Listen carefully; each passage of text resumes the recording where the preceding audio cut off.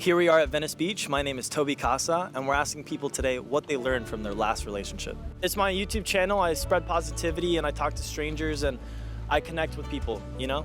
Trying to make strangers interact with each other because I feel like nowadays everyone's just kind of like in their own world. So whatever you're comfortable sharing with me. You got audio? Yeah. All right, perfect. How's it going? Thanks for coming over. We just put a new question up, so I'm trying to get it started. What's your name? Maya. Maya, nice to meet you. And what is that one lesson you learned from your last relationship? I need to think about it. Can I have a second? Sure, I'll give you a second. Let me know when you're ready. Good Jeopardy music. I've started valuing like my independence. I learned like I'm a very independent person, and just to like have your like alone time, I'd say. That was the biggest lesson, I'd say. Yeah, I feel like sometimes in relationships we put all our free time into the other person and we don't give ourselves time. And also like spending time with your friends, because there's some people who I feel like when they're in a relationship, they spend all their time with their like boyfriend or girlfriend, and like just finding the time to like keep your relationships with like your friends, that's like a big thing. I feel like managing time too, like with your family, your friends, your relationship, and trying to keep everyone happy, we kind of get like pulled apart in so many different directions. Yeah, totally. What's your name? Jalil. Jalil? I'm Toby, nice to meet you. Nice to meet you, dude. So Jalil, what did you learn from your last relationship? You can get as deep and intimate and personal as you want. Let's see. I think one of the biggest lessons that I've learned from my last relationship, you gotta heal, man. Like, I think in my last relationship, dude, I didn't know myself.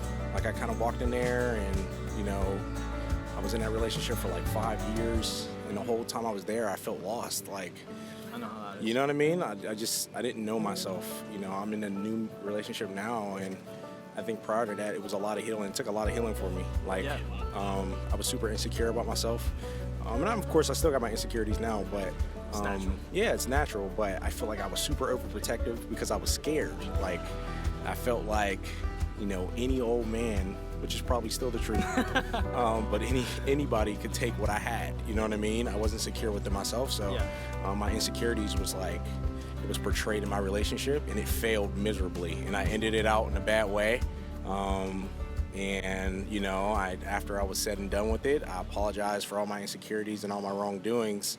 And so if you're watching this, and if you find yourself on this video, just know that I apologize for my insecurities, and it was not your fault.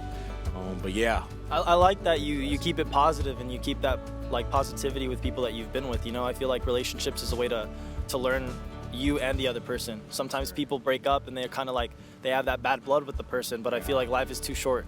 Yeah. And I feel like relationships, you learn a lot about yourself, you learn a lot about the other person and how to be in a relationship.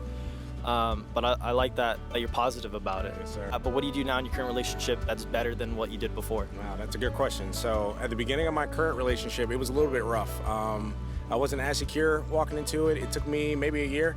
After that first year, it was a lot of like, you know, self-healing, one, but two, I had a significant other who really believed in me and made sure I was straight, you know what I mean? Whether it was mentally, physically, you know what I mean? And so now I think I focus more on a positive note. You know, one of the biggest things was just like celebrating good news. I felt like I was really, really bad at it. Yeah, be grateful for the small things. Exactly. And so I wasn't grateful for all the small things, you know, whether that was just coming home and, you know, I don't know, like just little things like laundry, like being grateful for the small shit in life. Yeah.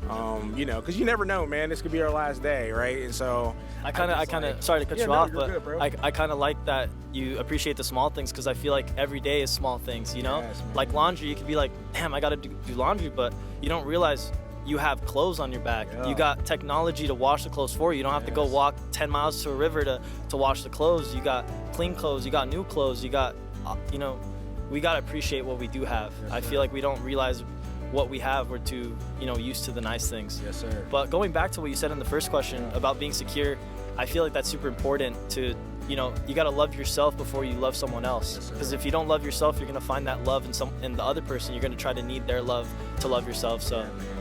I like that. I like that you're aware of that. And Yeah. it's cool meeting people that, you know, realize that. I appreciate that, man. And what's your name again? Toby, nice to meet you. Toby, you're going to do some big things. Thanks for being part of it, bro. I appreciate it. Toby Casa, dude. I'm about to subscribe to I you on my appreciate way it. back, I appreciate it, brother. Take care. Nice meeting you, man. Take care. Nice meeting you. Thank you. Thanks for watching. Stay tuned right here for next week and watch these in the meantime. And don't forget to smile.